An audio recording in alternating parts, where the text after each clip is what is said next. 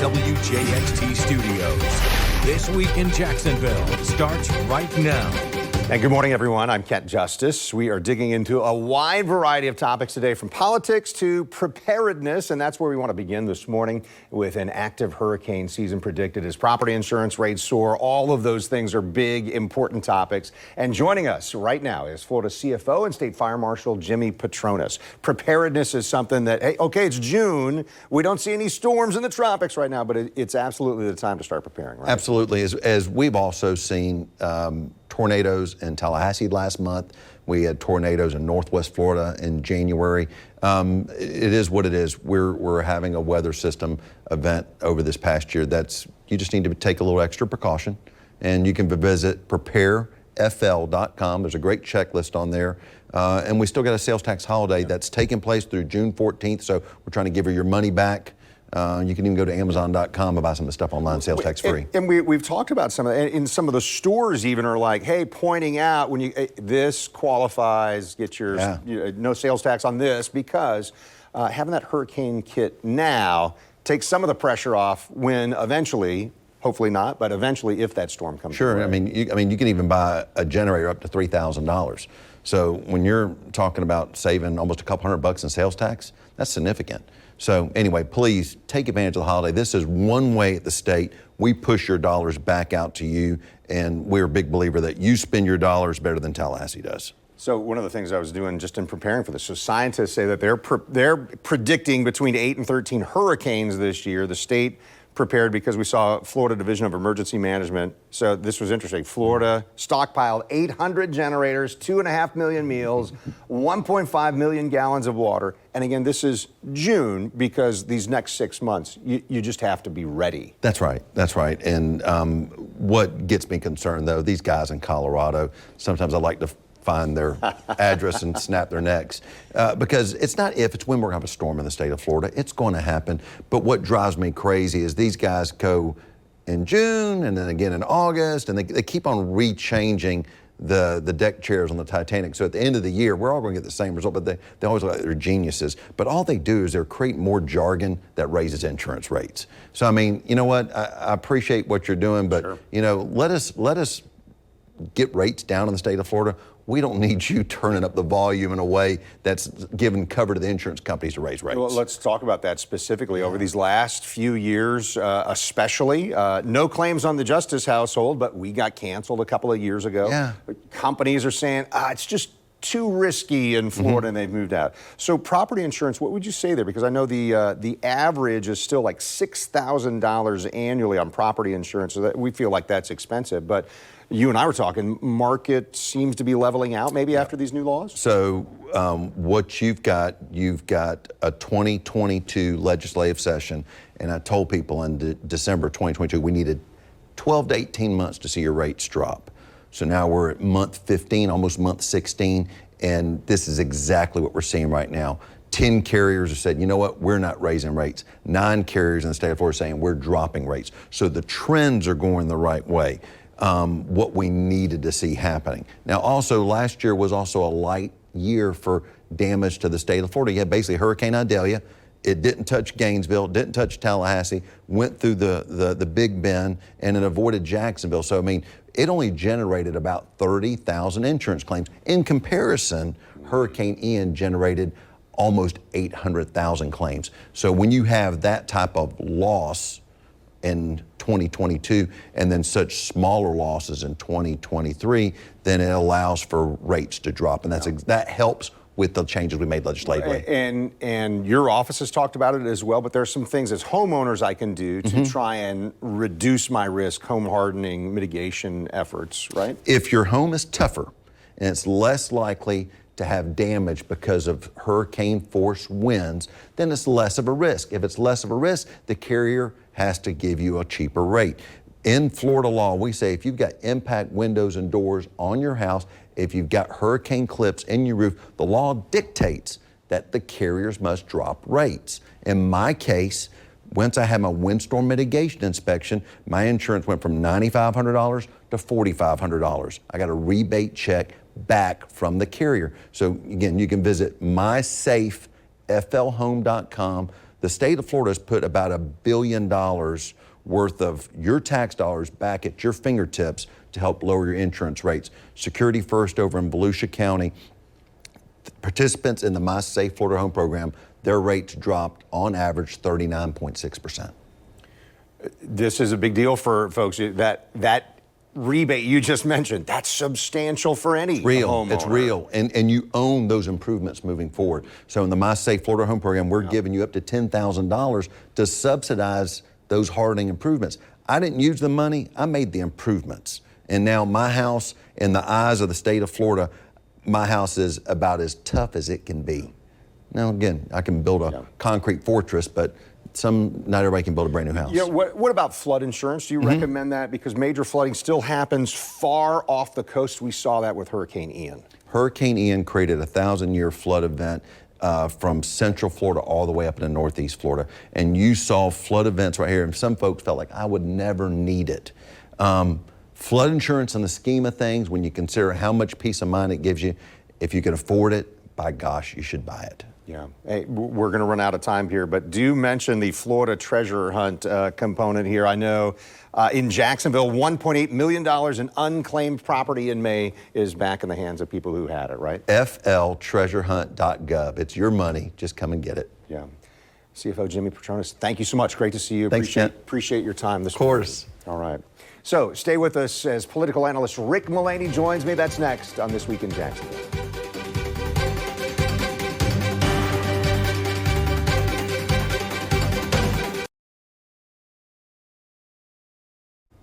You're watching This Week in Jacksonville with Kent Justice. News for Jack's political analyst Rick Mullaney is the founder and executive director of the Jacksonville University Public Policy Institute. Two big topics we want to get into. We're just going to start here. Former President Donald Trump convicted on all 34 counts in a criminal trial in New York City.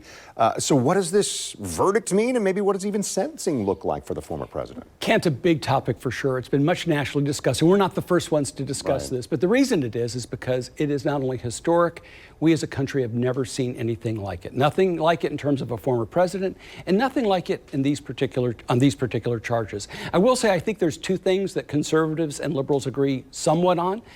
Primarily, conservatives argue that this case never should have been brought. And there are some liberal commentators who agree with that too, the nature of the charges. And there are many liberal commentators and some conservatives who agree that any dispute that you have with the outcome shouldn't be directed at the jury. It's not about the jury. Where the disagreement comes in is what happened here in the facts that the jury heard and what are the jury instructions. So on the right, what you've seen is a great unification of the party in general, whether it's those Haley voters or moderate voters or never Trumpers, they've all been very critical. On the left, they've been very supportive, saying this is about the rule of law and accountability. But in the end, great deal of criticism from the right. This will go up on appeal, and I do think there's a lot to discuss on appeal. So, yeah, that's something former President Trump, his team says we're going to appeal, even saying this could even go to the Supreme Court. How likely is that? Well, first of all, it's going to go through the New York system. And I think there are some appellate grounds on the factual piece of this. For example, Harvey Weinstein had his case overturned on the basis of what here in Florida we would call Williams rule evidence. That's the presentation of evidence that is salacious, that shows prior bad acts, that shows a propensity to do wrong things, or character assassination. That is exactly what happened in this case. The testimony of Stormy Daniels in particular, which was very salacious. The testimony of Karen McDougal, which was not charged. The testimony with David Pecker. And so what you're going to see is an appeal there on some of those factual grounds. But the biggest appellate issues, I believe, are on the jury instructions. I've never seen a case in all my years as a prosecutor in which the predicate acts did not have to be proven beyond a reasonable doubt. Here, the court did not instruct that you had to find each crime beyond a reasonable doubt. They said you just had to have unanimity that a crime, one of three, had possibly been committed. Here, there were three crimes: federal tax violation, which is obviously beyond the jurisdiction of New York, a federal elections violation, which is on the jurisdiction of New York, and the falsification of a record to cover up the falsification of a record. So I do think there are serious appeals. The appeals in New York, I think there's significant issues. I'm not so sure it gets reversed by the New York courts. There is a way to the federal system, to the Supreme Court, through a due process allegation, and if it gets into the federal system, I believe the chances for reversal are much greater. But make no mistake, from now through Election Day, this is something you'll hear about on the right and the left, and at least in the near term, with the fundraising that's going on the Republican side and the rallying that's going around Donald Trump, it has helped unite them. But in the end, you never want to be a convicted felon, and overall net, not really a positive. Yeah. Let's shift more locally here to Jacksonville. Randy White voted to become the Jacksonville City Council president, and Kevin Carrico voted to become vice president. This will take effect on July 1st. So there's some big issues for city leadership coming up in the next fiscal year. There certainly are, and there's been some steady, solid leadership by Ron Salem during his first year, and I know he would love to get this Jaguar Stadium deal done by July 1st. We'll have to see if that happens, but there's obviously a really good chance that you'll see it go into the new year. And if you do, the new leadership of the council will be a part of the Jaguars deal, which is really one of the top priorities, if not the top priority right now, is the Jaguars deal. And very related to that, of course, is the community benefit package, the $300 million with $150 million from the city and $150 million from the Jaguars, and that will be carefully scrutinized. Also, by the way, as you move forward, a big priority for Ron Salem, which Randy White has talked about for the future, is moving that jail off the river. Critically important for the long-term vision for downtown. But comes with a price tag. Yeah, Mike Boylan has been doing a very serious study on this, working very hard on it. That price tag, which started out at tens of millions and hundreds of millions, is now apparently $1.2 billion. So that's a very big price tag. But also keep your eye out on the budget. In July, the mayor will present her second budget. In her first budget, she did have the benefit of some increased revenue. The challenge she has is there's also some increased expenses, so it's a very challenging budget. So it will be a full plate come July 1 for the new council president. Well, and we're not going to dive into, in this segment, the complete financing structure and where the money's coming in and all of that. But money has been an issue, especially when it comes to pension plans. That was resolved during the Curry administration, but you're saying, hey, maybe this is coming up again. Are there defined benefits that the city of Jacksonville can offer to employees, because there's kind of a recruiting war going on? Kent, among the issues after July 1, like I mentioned, in terms of priority, it's going to be the Jaguars deal, of course. They're talking about the jail. They're talking about infrastructure, community benefit. But there's a growing conversation about pensions and defined benefit because of the challenge of recruiting people and retaining people. You're seeing this at the state level as to whether they should reinstitute the COLA. But here in Jacksonville, when we did away with defined benefit, which is a guaranteed payment after a certain number of years of service, that was a great benefit for being in the public sector. With that gone, and with other communities offering it, it's hard to attract and retain talent. So one of the things being discussed is the possible entry into the state retirement system. Kent, that also comes with a big price tag. So all of the great things that we want to accomplish, the stadium deal, moving the jail off the river, infrastructure, community benefit, a change in pensions, all come with some pretty big price tags. I'm thinking of that economics professor I had who said, Kent, there's no such thing as a free lunch. I mean, all of these things that we want to see happen, as you mentioned, come with a price tag. Just to wrap us up in our last minute here. Was groundwork laid by prior administrations for what's happening with this Jaguars deal, or is this all about what's happened in the last year with Mayor Donna Deegan? I think the community is pleased to see this deal come together. They want to see it go forward. The vast majority of the people of Jacksonville want the Jaguars to stay, and the vast majority don't want to pay for it. Nothing new in that. And so the administration did the best they could to get the best possible deal. A couple small terms that seem small but are pretty favorable. The Jaguars taking on additional expenses for game day is pretty significant. Taking on cost overruns is also pretty significant. Participation in community benefit is pretty significant. Then you go back to the deal itself. And council staying 30 years. Also significant, right? When we negotiated the original deal back in 1993, certainly one of the critical terms is what would happen if that were to happen. And so you have to provide for that now. Provide for that now because of everyone says that's not going to happen. Great. So let's provide for it now just in case the thing that can't happen does happen. Rick Mulaney, thanks for the time. All right, so stay with us. And coming up, U.S. Senator Rick Scott tells me why he believes change is needed for the Republican Party. That's next on This Week in Jacksonville.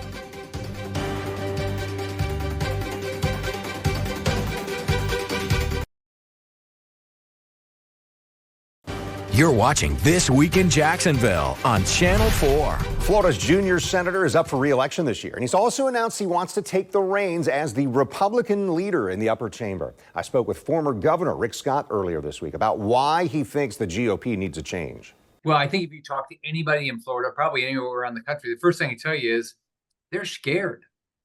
They're scared about what's going on in this country. They're scared about the destruction by the radical left in this country. So something's got to change. So I'm running for the leader of the Republican Senate to make change. I'm a turnaround guy. I turn around businesses all my life. When I became governor of Florida, I did a turnaround. As you probably remember, back between 2006 and 2010, we lost 800,000 jobs. We're going to default on our debt. So we were able to turn our state around. We've got to do the same thing. We've got to secure the border. We've got to get inflation under control. We got to improve our foreign policy. We got to make sure government works for you and you don't work for government. So that's what I'm running for. This election will be sometime after the November elections. And so, but I'm running to make big change. So, yeah, I've got a quote here from you that said it's time for a change from the tired old Republican Party led by establishment insiders who are out of touch with Republicans across the nation. Republican Party, you feel like, is off course? If you listen to Republicans around the state, around the country, they want a different Republican Party in DC. They want one that stands up and fights for what they believe in. Think about this. It takes 60 votes to pass any legislation, pass any spending bill in the Senate. So what's happened since Joe Biden got elected, Republican leadership has teamed up with Chuck Schumer and Joe Biden and passed historic spending, right? We just passed this big supplemental with nothing for the border. So passed a supposedly anti-China semiconductor bill, which money is going to flow into China. The supplemental bill just has money now flowing to Hamas. So something's got to change here. Senator, let's talk about government spending. April consumer prices up 2.7% over the previous April. You've said things like Washington has to get back on the path of fiscal sanity. This seems like a big priority for you. Well, when I ran for governor, the state of Florida had not lived within its means in 20 years, which means eventually your taxes are going to go up or you're going to have inflation. Think about this. Since 2019, we've had a 2% increase in our national population. If Biden's budget passes, we'll have a 66% increase in spending. That's causing this inflation, this massive spending. Spending for everything, earmarks all over the place. $90 million for Nancy Pelosi's neighborhood, as an example. Bunch of money for an opera house out of your tax dollars in Pennsylvania. That's what's causing all this inflation. It's impacting everybody's family. But think about a poor family. Like I think about my mom, because as you know, I grew up in public housing. I think about what was my mom going through. The last 3 years, grocery prices were up probably 30%. Gas is up 50%. Housing's up probably at least 50%. How do these people afford it? So we've got to balance our budget and live within our means. Senator, there's a lot of people who'd say, hey, that spending increase really started during the Trump administration because of the pandemic. And so even when the leadership at the White House changed, all that spending was because of what we were trying to do just to stay afloat. Do you disagree with that? The Republicans and Democrats have been spending too much money for decades. I believe in a balanced budget. I did it as governor. We balanced it every year. I paid off a third of state debt because I had a great legislature that supported me. The voters agreed with me. We need to do the same thing at the third level. But you're right. Republicans have spent too much money and Democrats have spent too much money. We have got to have a big change. You mentioned earlier in our conversation about securing the southern border. President Biden announced an executive order this week. He was talking about trying to shut down the U.S.-Mexico border to asylum seekers if a daily threshold of crossings happen. I think you put that number at 2,500. Is this enough? Is this at least a step in the right direction? Does this go to what you and your colleagues are talking about on, hey, we've got to secure the southern border? Well, it's a little late. He opened the border. Now, let's think about this. The border was secure when Trump left office, and now it's wide open because of Biden's executive orders that opened up the border. Biden opened the border. I mean, we've got to close the border. I don't want more drugs coming. Just think about this. Again, in the last 12 months, 76,000 Americans have died of fentanyl overdose. All right, that's coming across our southern border. It's precursors from China. The cartel brings across the southern border, and our family members are being killed. We've got terrorists coming. We've got criminals coming. Now there's some wonderful people. They need to come here in a legal manner. We need to We need to work on our legal immigration process, and we want people who want to live our dream. No drugs, no criminals, no terrorists. So it's a little late to try to do something. But look, I'm always hopeful that something good will happen out of this. But it's over 10 million people so far, completely unvetted, that have come into our neighborhoods and made us less secure. First time ever, Mexico has elected a woman as president. And what are your thoughts there? It's a 6-year term. If she would start in October, go till 2030, is that something that could change the trajectory of immigration there on the southern border with Mexico? Well, hope springs eternal. But she's committed. She said she's a socialist. She said that the existing president, she thinks, has done a great job. So the existing president has been part of making sure the cartel doesn't get held accountable, right?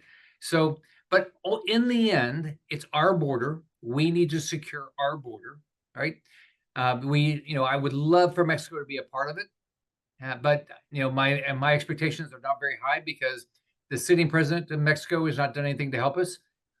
She didn't run on doing anything to close the southern border. Senator Scott faces 2 Republican challengers in the August primary. Democrats have 5 candidates still in the race, including Congresswoman Debbie McCarcel-Powell and former Congressman Alan Grayson.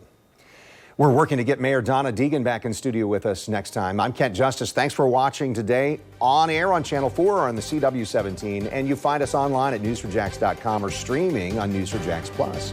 Also, check out This Week in Jacksonville Business Edition. This week's episode looks at artificial intelligence and its inevitable challenges. You can find new episodes every Thursday at 9 a.m. and you'll find it right now on News4Jax Plus under the channel This Week in Jacksonville. See why every day more people are choosing News4Jax, Northeast Florida and South Georgia's #1 source for local news.